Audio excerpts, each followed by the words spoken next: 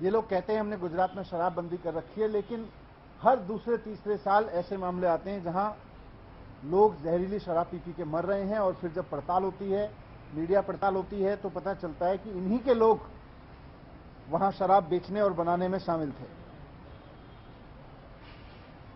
जहरीली शराब पी के लोगों की जान जा रही है, लेकिन जहरीली शराब बेचने का, नकली गैरकानूनी तरीके से शराब बेचने का इनका धंधा दिन दूनी रात चौगनी तरक्की कर रहा है।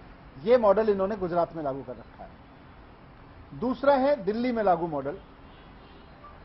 दिल्ली में हमारी सरकार पिछले साल एक नई एक्साइज पॉलिसी लेके आई, एक्साइज पॉलिसी 2021-22। 2021-22 की पॉलिसी लागू होने से पहले दिल्ली में सरकारी दुकानें थीं, ज्यादातर सरकारी दुकानें थीं। सरकारी दुकानों के जरिए दिल्ली में शराब बिकती थी और खूब भ्रष्टाचार होता था उसमें, ब्रांड पुशिंग से लेके और कई तरीके की खबरें आती थीं। मैंने खुद रेड कर करके भ्रष्टाचार पकड़ा था वहां पे। हमने उस पॉलिसी को खत्म करके एक नई पॉलिसी बनाई। दिल्ली में पहले कुछ दुकानें प्राइवेट भी होती थी, लेकिन जो प्राइवेट दुकानें थीं वो इन्होंने अपने यारों दोस्तों के नाम पे लाइसेंस दे रखे थे, और उनसे लाइसेंस फीस भी कम लेते थे, बहुत कम लाइसेंस फीस लेते थे, और कई साल से लाइसेंस फीस भी नहीं बढ़ाई थी इन्होंने।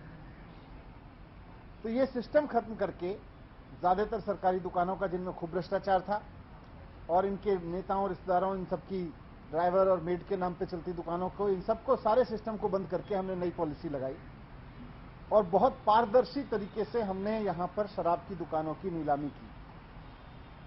पहले, यहां आपकी जानकारी के लिए मैं बता दूं कि पहले दिल्ली में 850 दुकानें होती थी। नई पॉलिसी में हमने तय किया कि जितनी दुकानें पहले होती थी उससे एक भी दुकान फालतू नहीं खोली जाएगी, वही 850 दुकानें रहेंगी। पहले इन दुकानों से सरकार को करीब 6000 करोड़ रुपए का रेवेन्यू मिलता था शराब पॉलिसी में। जब पारदर्शी तरीके से इन दुकानों की नीलामी हुई तो दुकानें नहीं बढ़ी, लेकिन पूरे साल में, एक फुल ईयर में 850 दुकानों से 9500 करोड़ रुपए का रेवेन्यू आना था। इस हद तक ऑक्शन गया हमारा, 6000 करोड़ की जगह 9500 करोड़ रुपए। तो इस तरह एक साल में नई पॉलिसी के तहत सरकार की आय 1.5 गुने से ज्यादा बढ़ जाती, करप्शन खत्म हो जाता। लेकिन नई पॉलिसी आने से इन लोगों ने जो भ्रष्टाचार मचा रखा था वो रुक गया, वो खत्म हो गया। तो इन लोगों ने पूरा प्लान बनाया कि इस नई पॉलिसी को फेल किया जाए। एक एक करके इन्होंने जितने प्राइवेट दुकान वाले आए थे उनको ईडी की धमकी दी, सीबीआई की धमकी दी।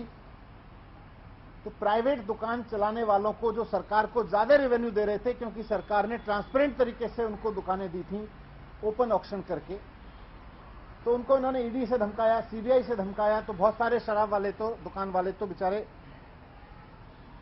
कई सारे लोग तो दुकान छोड़ के चले गए। और आज दिल्ली में, जो नई पॉलिसी में भी 850 दुकानें हो सकती थीं, आज दिल्ली में कुल 468 दुकानें चल रही हैं।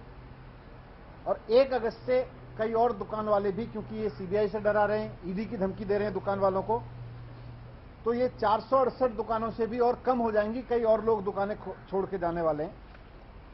इनका मकसद है कि दिल्ली में शराब की किल्लत पैदा करो। इनका मकसद है कि दिल्ली में लीगल तरीके से बिकने वाली शराब का क्वांटम कम करते चले जाओ। अब मैं आपके सामने एक थोड़ा सा और डेटा रखना चाहता हूं कि दिल्ली में और बाकी राज्यों में शराब की बिक्री की, शराब की दुकानों की पर कैपिटा संख्या क्या है, उसका एक डेटा है। गुड़गांव में, जहां बीजेपी का शासन है, 4166 लोगों पे शराब की एक दुकान है। नोएडा में, जहां बीजेपी का शासन है, 1390 लोगों पे शराब की एक दुकान है। बेंगलोर में, जहां भारतीय जनता पार्टी की सरकार है, 12179 लोगों पर एक दुकान है। बीजेपी का गोवा है, गोवा में 761 लोगों पे एक दुकान है।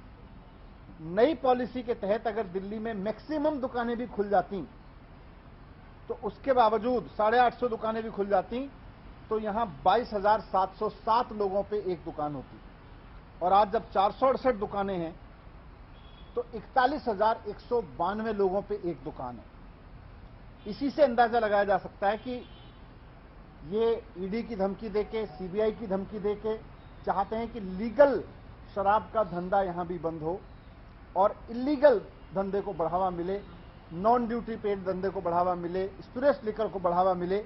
ये इनका पुराना धंधा था, ये वापस उस धंधे को लाना चाहते हैं। अगर दिल्ली में लाइसेंस शुदा दुकानों की कमी होती है, अगर वैध तरीके से उपलब्ध शराब की कमी होती है, तो नकली शराब का कारोबार बढ़ता है, वो इनको फायदा देता है।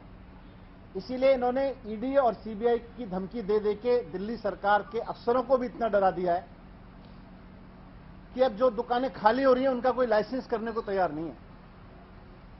दुकानें, जैसा मैंने बोला, बहुत सारी खाली हुई, अरबी और भी होंगी, लेकिन इन्होंने ईडी और सीबीआई की धमकी दे दे के अफसरों को इतना डरा दिया है कि अब कोई जो दुकानें खाली हो रही हैं उनका ठेका देने को, उनका ऑक्शन करने को, उनका टेंडर करने को तैयार नहीं है, उनकी नीलामी करने को तैयार नहीं है। और जो एग्जिस्टिंग पॉलिसी है, जो 2021-22 की पॉलिसी है, वो 31 जुलाई को अब खत्म हो रही है। डर के मारे कोई ऑफिसर इस पॉलिसी को भी आगे बढ़ाने को तैयार नहीं है। इन्होंने पूरी सीबीआई की धमकी दे रखी है, सबको ईडी की धमकी दे रखी है। तो कुल मिला के इन्होंने दुकान वालों को डरा के और अफसरों को डरा के दिल्ली में ऐसे हालात बनाने की कोशिश की है जिससे 1 अगस्त से दिल्ली में एक्साइज ड्यूटी देने वाली दुकानें कम से कम होती चली जाएं और इससे इनका अवैध शराब का धंधा फिर से यहां पे फलने फूलने लगे, क्योंकि 1 अगस्त के बाद अगर सरकार निर्णय नहीं लेगी तो कोई पॉलिसी होगी, यहां पे कोई पॉलिसी नहीं होगी। ये लोग चाहते थे। और अगर दिल्ली में वैध शराब की जानबूझ के कमी कर दी गई तो इसके बाद ये लोग गुजरात की तरीके से यहां भी धड़ल्ले से नकली शराब बेचना चाहते हैं। दिल्ली में भी फिर हमें बहुत दुख है, लेकिन दिल्ली में भी अगर ऐसा होता है तो नकली शराब बिकती है तो कोई बड़ी चीज नहीं है। जैसे जहां जहां नकली शराब बिकती है वहां फिर जहरीली शराब पी के लोगों की मौत होती है, हुश ट्रेजेडी होती है।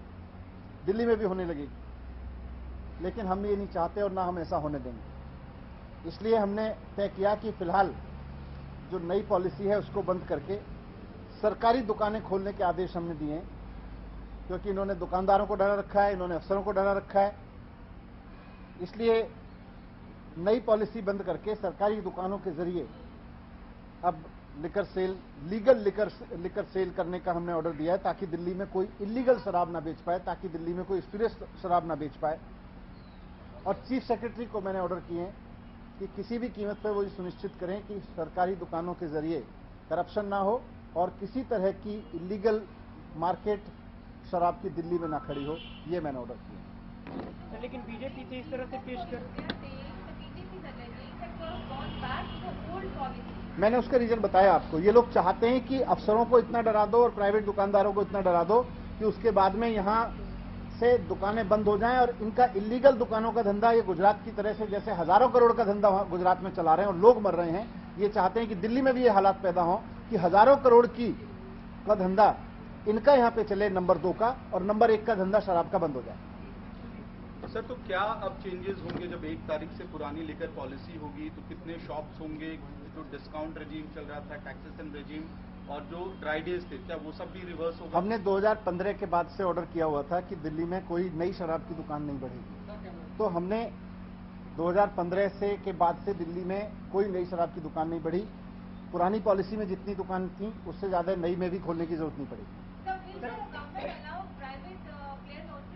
नहीं, मैंने अभी गवर्नमेंट शॉप्स खोलने के लिए ऑर्डर दिया।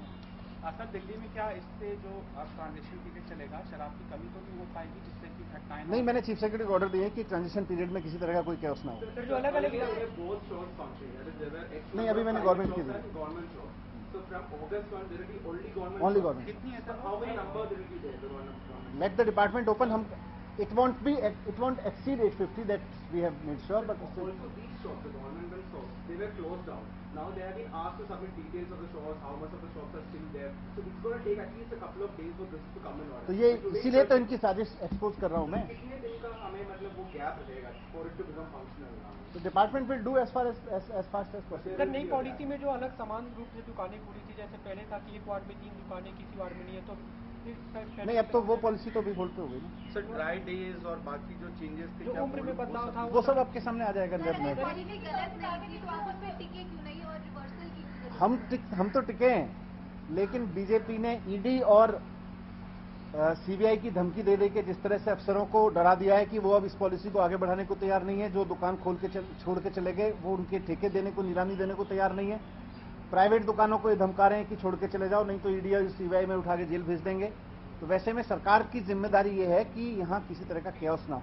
सर एक अलग सवाल है, लोकायुक्त में शिकायत मैंने खूब स्कूल बनवाए दिल्ली में, दिल्ली सरकार ने, और कितने शानदार स्कूल बने हैं वो आप भी देख रहे हैं. हमारा काम है स्कूल बनवाना, हमारा धर्म है स्कूल बनवाना, बच्चों को पढ़ाना, वो हम निभा रहे हैं. बीजेपी का फर्ज है, बीजेपी का धर्म अपना उन्होंने चुना है कि हम इस तरह की हरकतें करें, वो करते रहे. पहले भी इन्होंने खूब जांच कराई थी. इन्होंने स्कूल के मामले में भी जांच कराई, कई और एमएलए की जांच कराई. सत्येंद्र जैन की जांच में भी कल आपने देखा कि किस तरह से ईडी को सुनाया कोर्ट ने. तो उन सब में आप देख लो, कुछ भी नहीं निकलेगा, सारी चीजें क्लीन निकलेंगी. एक सवाल ये भी है कि जिन प्राइवेट प्लेयर्स ने मोटा पैसा लगाकर जो टेंडर लिया था उनका क्या होगा, क्योंकि उन्होंने तो लीगल तरीके से टेंडर लिया था. हाँ, लेकिन अब लीगल तरीके से उन्हीं को धमका रहे हैं ना, इलीगल तरीके से. Sir, and you want to say policy, when we do 22,